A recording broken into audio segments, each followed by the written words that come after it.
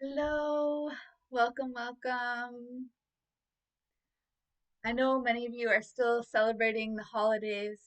Mainly in our family, we like to do solstice. We do things a little different. Like we celebrate, of course, Finn receives gifts and things like that, and we like gifting out too. Though I always felt that, you know, for family and things that your family all the time, not just on the holidays. So I always find it really important that, if you see something for somebody, that you gift them at all times of the year and that you get together with family and have a dinner or create memories together, no matter what day it is.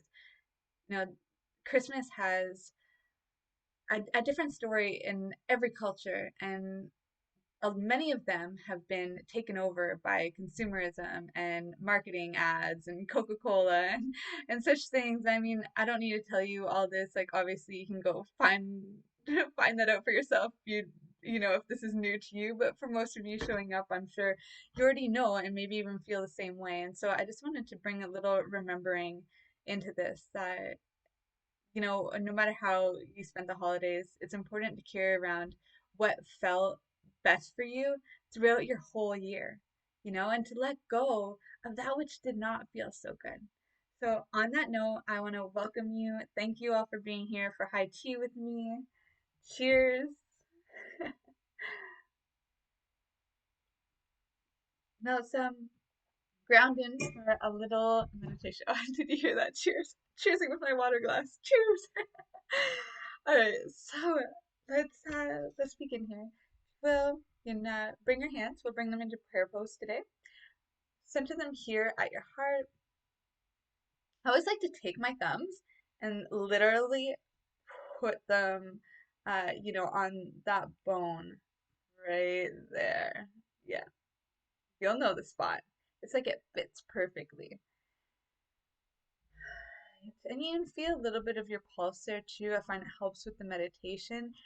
You can feel your pulse this way too as a part of meditation. Sometimes I use a stethoscope, listen to my heart, or connect in that way. It's very nice. But for today, we're going to connect each hemisphere of our brain together, bring them in for integration right here at the heart center. Close our eyes. Breathe in through your nose. Nice deep breath.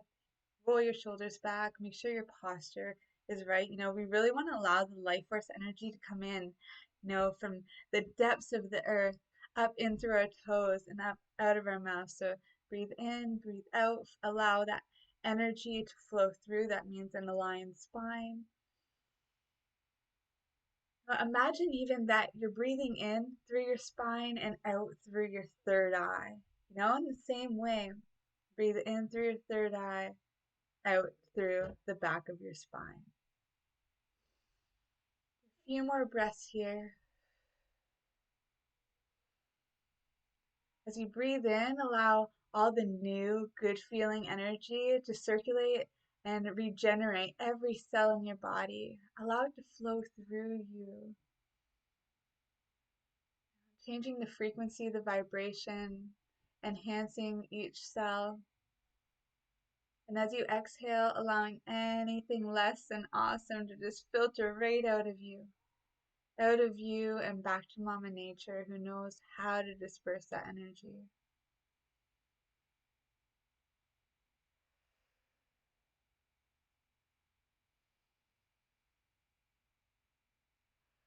All right. Now I invite you to take the biggest breath you have all day, all week. Bring it all in. Oh, exhale, release everything out of the depths of your gut. Let it all go. Now, oftentimes on these calls, I'm doing a Q&A, and the truth is, a lot of the questions that come through are very similar. So what I've done for the new year is actually going to be taking a lot of those similar questions and creating content around the specific things. Today, because of the holidays, I really just wanted to do a little, I guess, teleclass with you. There's a few subjects that I wanted to dive into, as well as share some of my own personal uh, journey as well, so that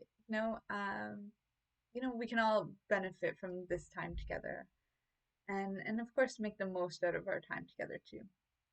I also want to add here that Instagram did block my 11:11 this morning. This has been happening a lot. I've got good humor about it all when they blocked all my posts, deleted all my stuff um, over the holidays.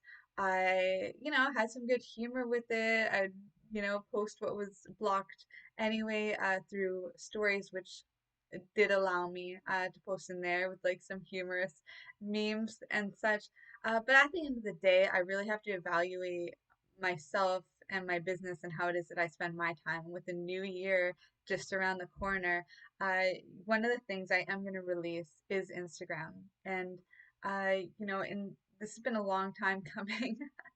Really, honestly, I remember when I was in doing shit you don't learn in college with Xander Fryer, and I asked, what about some of these decentralized platforms? And he made it really clear that to be successful, where the people are is on Instagram, Facebook, and just choose one of those platforms.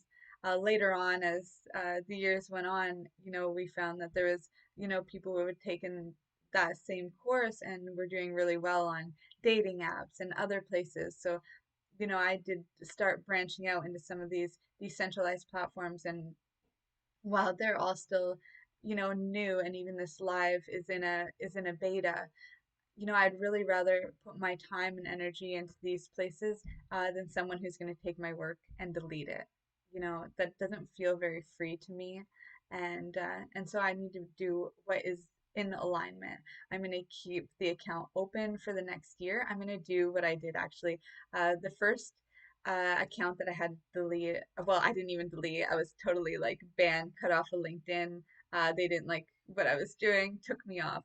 The next one was Twitter. I had 4,000 or more followers in there. And again, they just cut my account, couldn't get in, couldn't do anything. It was all gone.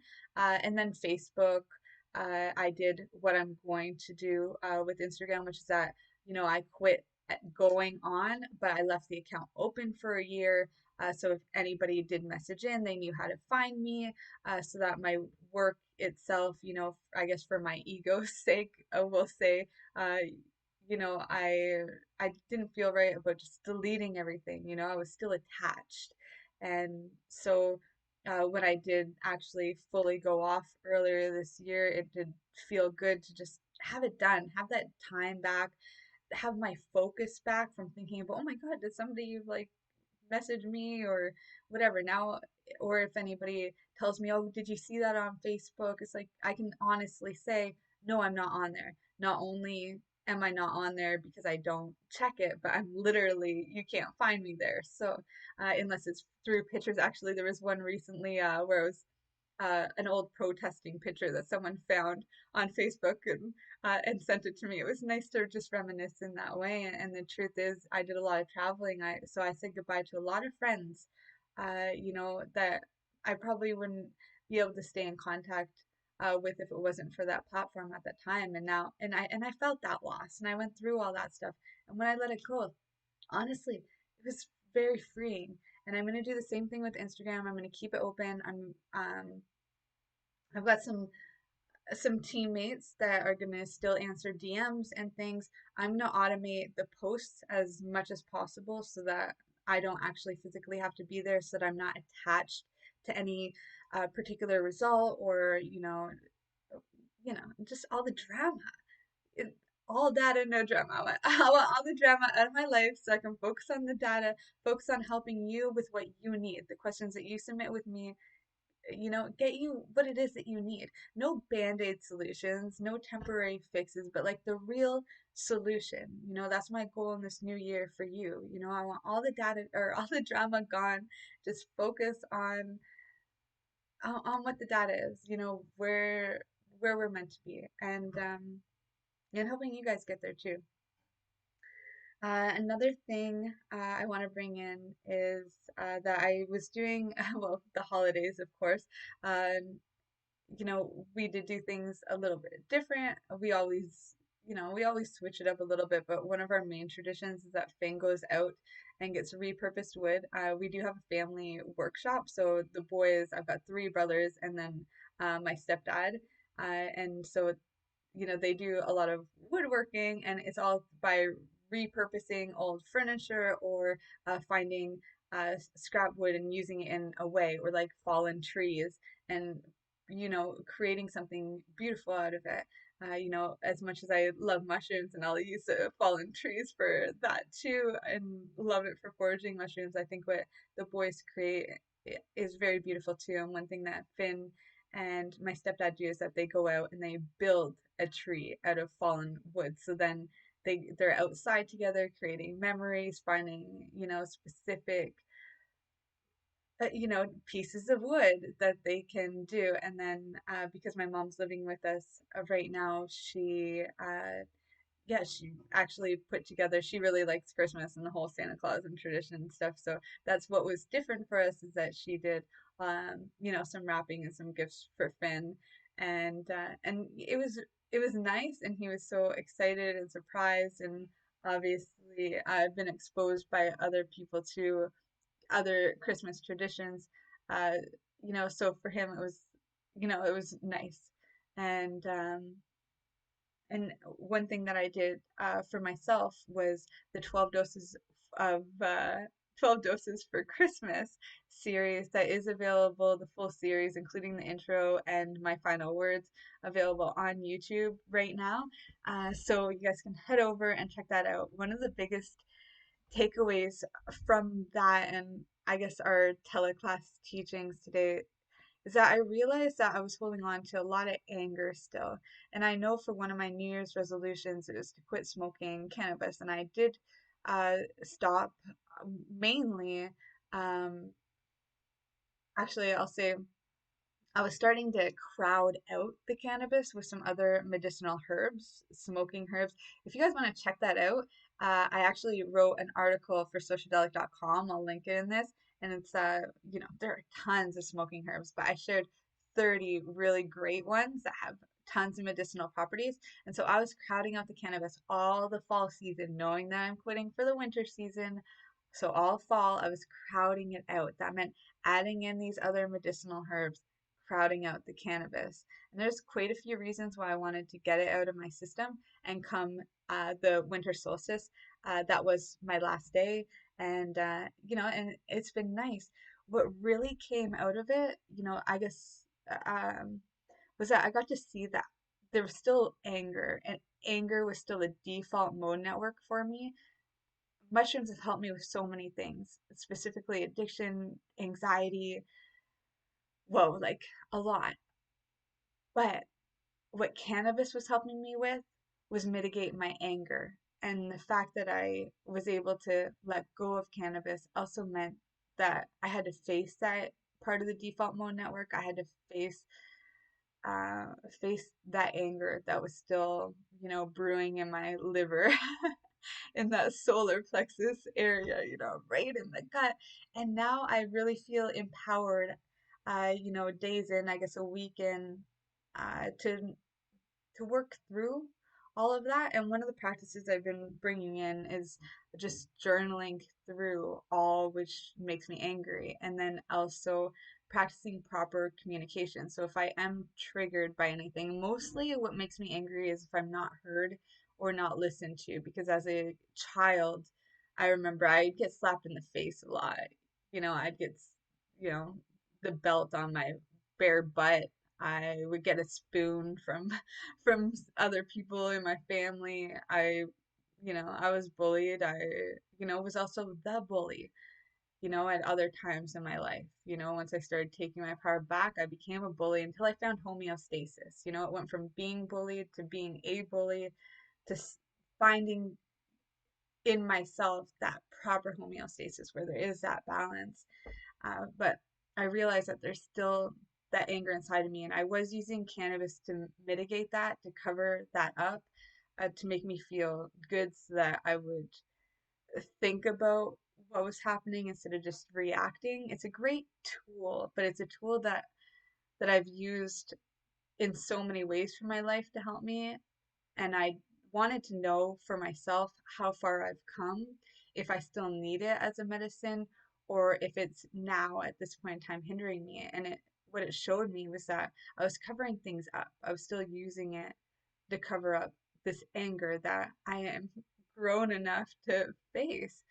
And not being heard is definitely that trigger because of childhood trauma, and having my mom living with me right now, that also helped me to face those kinds of triggers, because it's still a lot of, she still isn't doing all that kind of work. She got herself off opiates. She still drinks, but she's got it in check. She's not the same alcoholic that she was when I was growing up. um but she also doesn't do all the same work as me. And so, she does still have that same we still have that same dynamic. Well, I guess I don't need to put this on her. It's that her and I together still have the same dynamic. We still dance around things, and it gets really messy sometimes. And so when I feel like I'm not being listened to, one thing that I'm doing now, or one thing I was doing, was going to the cannabis, and that would bring us to mutual ground.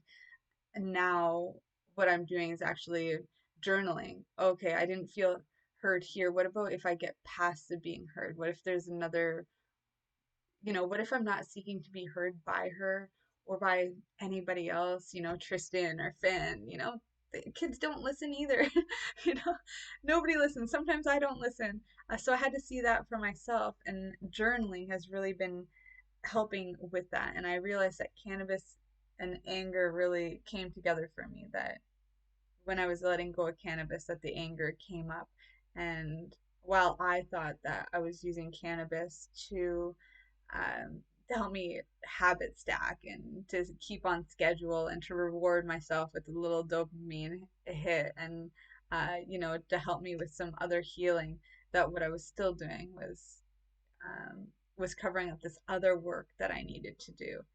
And yeah, so it was nice. Some other ways that I get angry other than not being heard is by all this stuff.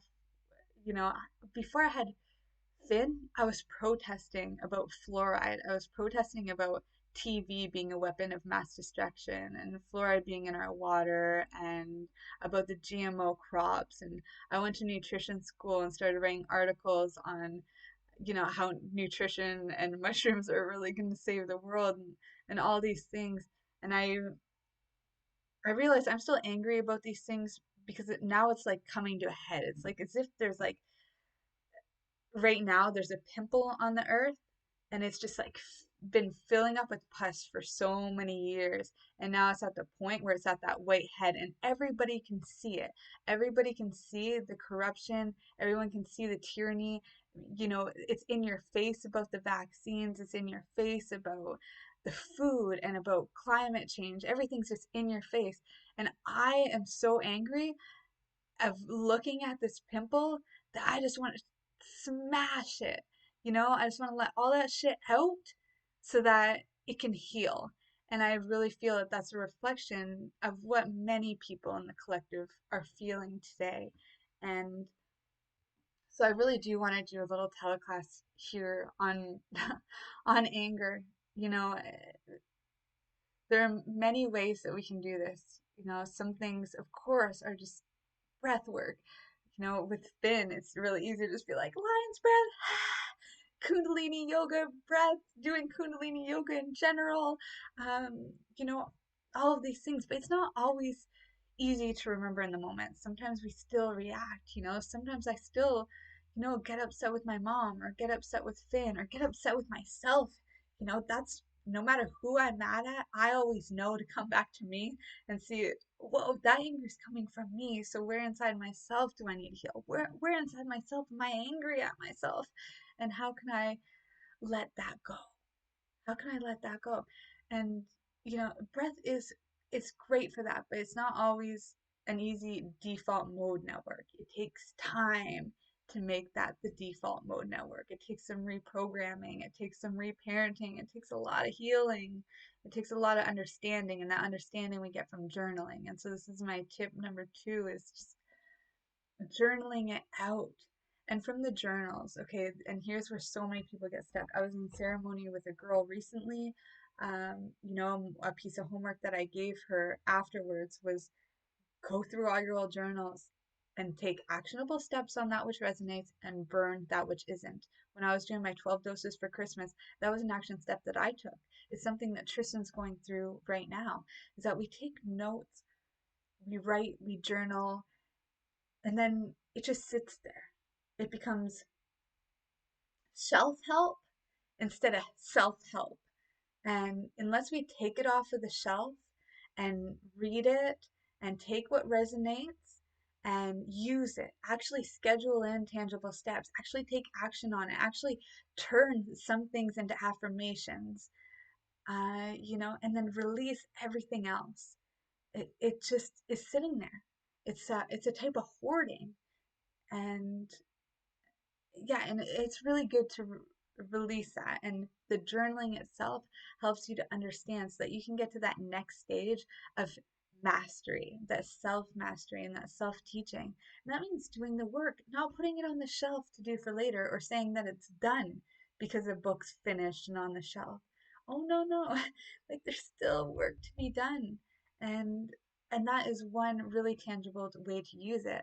A man in our group that I really truly adore, uh, he had shared with us, his sister being a witch, that one thing that she does is actually when she's burning, she's using that same fire for cooking nourishing food or making a nourishing tea so that afterwards she can drink all what she released that's good and also be able to release through the body everything that is not good, right? Because we all do that natural release. And if you are one of those people that's constipated, you need this work more than anyone. So yeah, definitely this is a bio-individual thing. Regardless, it's very important to nourish our elimination organs, to do this kind of work in the physical world as well as our internal world. And by using the elements such as fire and food, which is the earth energy, we're really able to allow this stuff to work through us. As you're going through old journals, maybe you get emotional. That's the water element, another natural detoxer.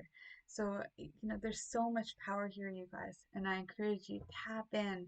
So very special.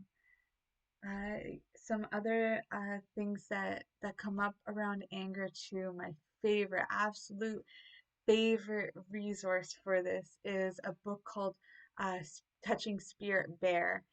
The author's name is Ben. I cannot remember the last name. It starts with an M. A very beautiful book I have on the bookshelf out there, though. I don't want to go run and get it. I guess I should have had it sitting here. I'll remember for next time, have those resources available. Um, though you can get it off Amazon for like $10. I think you can get the written version for free on YouTube, like the ebook version, and they're even doing a movie out of it.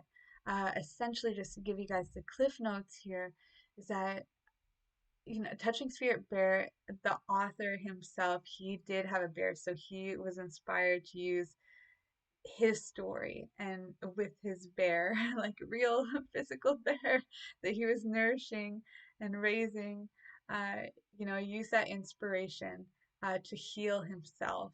And every character in that book was a different version of himself. When you're reading the book, you don't know that. When you're reading the book, it's just a beautiful story that taps into some indigenous teachings. Whereas the communities would come together if there was somebody who was struggling in the community or wreaking havoc, just as we do on ourselves, and just as many of us have if we were bullied in our lives, or are the bully in our own lives, that the community actually comes together to come up with a solution. They call it a circle. And for this one boy that was bullied by his dad and then bullied boys in his school, he had to sit down to the circle. And if he didn't, he'd have to go to juvenile detention, and he, that the community knew that that was just going to make him a worse citizen, which many of us know. If you've had family members be in jail or a friend be in jail, you know that it's very hard to come back from something like that. Oftentimes, it can even make a good person bad. And I'm really grateful that many of the people in my life that have been through something like that turned their life around when they got out and were able to be sustainable. Not all of them, but many of them. And this was one of the things in this book that I really adored, was because it was the community coming together to find a greater solution that worked with this one individual. And what they ended up doing was sending him to a very remote location and giving him a cabin where he had to sustain himself. And this is something that many of us today are desiring, is to sustain ourselves on a little piece of land.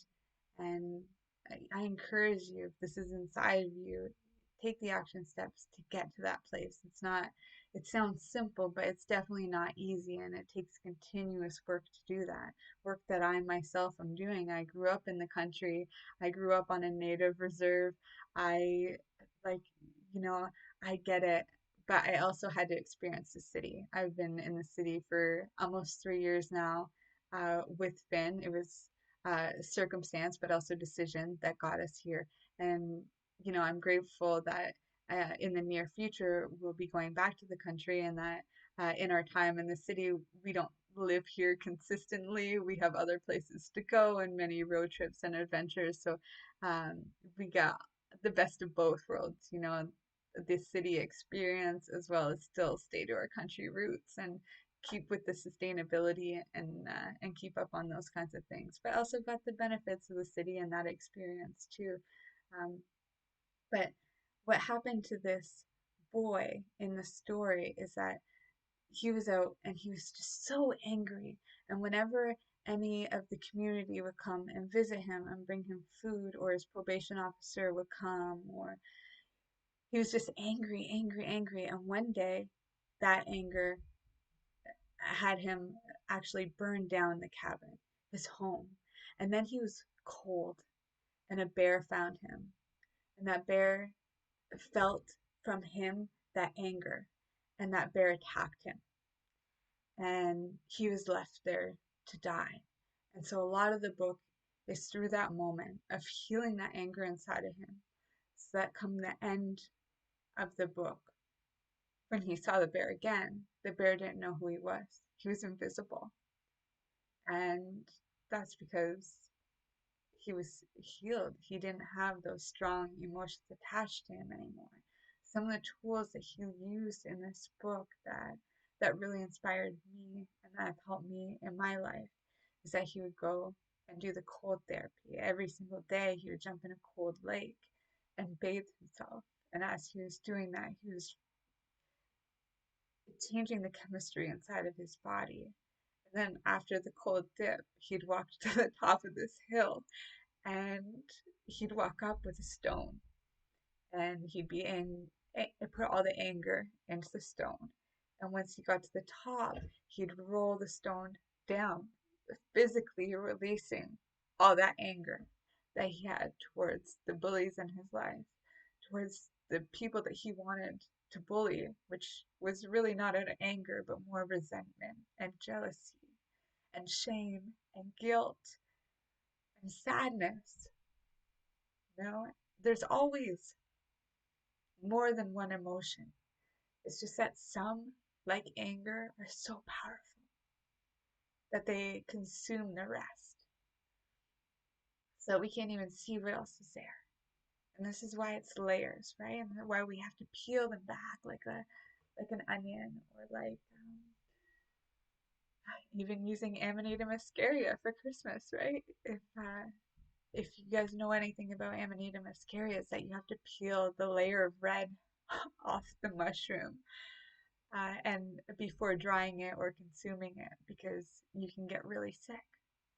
And it's like that with us too, with the anger, right? We have to peel away that layer of red if we're going to use the healing medicine, if we're even going to see it or have that potential. Otherwise, we're going to get really sick. And that's what happens when you leave the anger there, is that the anger then snowballs out, it volcanoes out even. And that anger turns into rage, uncontrollable rage, or it turns into hate. And hate brings a lot of grief. And sometimes that grief is what started the anger to begin with. And then it starts the cycle all over again. And I feel it's more important than ever, you guys, that we're doing this work, that we're letting it go. We're coming into a whole new season now. Winter is a time for germinating new seeds. It's a time for figuring out what it is that you want and doing the introspective work so that come spring, everything that's meant to grow will again, and it'll thrive, and you will thrive in your own life too. And, one thing too that really helped this character in the book, Touching Spirit Bear, is that he started this ritual, right? It's that every day he was doing the same things at the same times. And that was part of his healing. It was part of his healing because he was outwitting the devil. You guys know I talk about Napoleon Hill quite often in this book, Outwitting the Devil, and it's because the drifter can take over, and that drifter lets the anger take over. That drifter lets all of these other emotions allows them to consume us, allows tasks and even addictions such as drinking or smoking cannabis or scrolling social media. It lets all this in. But what this character was doing was he was taking control over his own life. He was building a schedule so that he could master himself. He was creating these rituals so that he could tap into that self mastery and outwit that devil so that he was a full, complete, and healed whole version of himself, and then went on to help many others. So there's a lot here, and I want to dive into the schedule stuff just a little bit because it's something that I think is great to do at the ending or beginning of each season. I'd say at the beginning of this season because there's usually about a week or two um, between the solstice and the new year. So that gives you a couple weeks often where you can develop a new type of schedule. That means looking at what you're doing, maybe doing a time audit for yourself. Where is it you're spending your time? What takes your time? Not just, oh, I spend 2 hours on social media doing work. It's like, no, how much time do you actually spend? How many times are you swiping up on your phone and unlocking it in a day? What time do you turn your phone on? What time do you turn it off? That means looking at what are all the other things that just come up in your day that take priority. How many times are you interrupted? Not what's on your schedule, but actually doing a time audit of where's your time actually going. And then asking yourself and contemplating what serves me and what doesn't. And then building out a schedule from there. And from the schedule, building out rituals.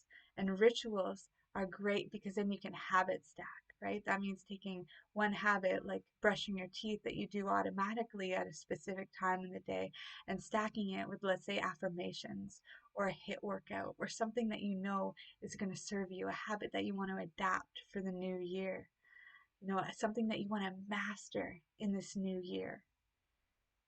Um, and then lastly, another thing that I do here, you guys, is because the average person turns on their phone. I got a little emotional there, so my nose is funny. I'm detoxing too. All right, so another thing that I do, you guys, is that fingerprint here. The average person turns on their phone over 100 times in a day. Okay, so we're swiping our phone. So one thing I do is that I make my wallpaper, each season I change it. And it's a kind of like a dream board for me. It's things that I want to surround myself with a little bit more. It's pictures that invoke emotions that I want to feel, right? I don't want the devil coming in and telling me what to feel. I don't want some Instagram ad or Facebook ad tell me what to buy. I don't want a YouTube commercial to convince me that I need something that I don't. I don't want the Jones effect to get a hold of me, which is another form of the drifter or the devil taking over. Instead, I want to create my own life. You know, I don't want consumerism to tell me what's going to make me happy. I don't want to be running through life chasing happiness. I know that happiness is already in my home. It's like a birth certificate. Sometimes we just have to find it, right? It's in your house or in your wallet. You just gotta look for it, you know? And so I want to create my own happiness. I want to be sustainable in that happiness, and I want to find it. I mean, in so many ways, I have found it, but sometimes when anger takes over, the drift takes over, you gotta find it again, right? And so having your wallpaper be something that evokes these positive emotions or reminds you that what feels good is to dance. So to put on music so that you can feel upbeat and literally shake your body or jump up and down, or like, if you're feeling like you want to rage, fucking put on some Metallica or something. If you're feeling like you want to be inspired, go put on um, Lost Frequencies, or Medicine for the People, or someone like that. But you want to utilize it in this time to get inspired and stay inspired. And one way is, of course, having a wallpaper, but you can also have a list too. We do this for Finn of, what fills up your cup. What is Finn actually, like, we call it filling up your cup, but Finn, with video games, he calls it filling his love bar. He's got a love bar, he's got a hunger bar, he's got a happiness bar, all these things. And so when we want to fill up his love bar, it's usually by cuddles and quality time. When we want to fill up his happiness bar, it's by specific activities like dancing it out. And that is one that resonates with me as well. So it's one we can do together. We also both really enjoy running, which is another way that we do this. And so, Finn only being 5 years old, we are still able to hold each other accountable because he is able to communicate to me that he needs something, and I'm able to also communicate to him, like, look, we need to do this for me as well, and we're together doing it, and it makes a huge difference. As just having a wallpaper that every time you turn on your phone, the 100 times you swipe in a day, you get to look at something that is inspiring instead of something that's maybe there out of a consumerism standpoint, meaning at one point in time, maybe somebody else did a really good job at marketing a specific wallpaper, or Marvel, for example, because on Finn's wallpaper we do a Spider-Man. That's why I'm using that as an example. That him being a child, giving him a wallpaper that has Spider-Man, that like makes him really happy and really excited. That fills up his happiness bar. But for an adult that uh, is doing the work to get ahead in their life, and that has to be on the phone or unconsciously is getting on the phone, um, 100 plus times in a day, that this is just something that helps you remember. It helps you not only get inspired but stay inspired consistently. And I switch up the wallpaper on the last new moon of every season. So, this one coming in is going to be the first new moon, which is why my wallpaper for winter is already done because I did it last month. And I guess, you know, this is just kind of it for me today and my teaching. Um, I do want to leave you with a couple more things, though. I just want to say, thank you all for showing up. Thank you all for this wonderful 2021. We did a lot in this time. We've come so far. With Facebook being gone, it's like really good and freeing. And it was really scary to do, just like it's scary for me. It almost hurts in a way to say that I'm going to be letting go of Instagram because so much of my time and energy has gone in there. That was sacrifices that I made, you know, decisions that were made, time spent that could have been spent elsewhere.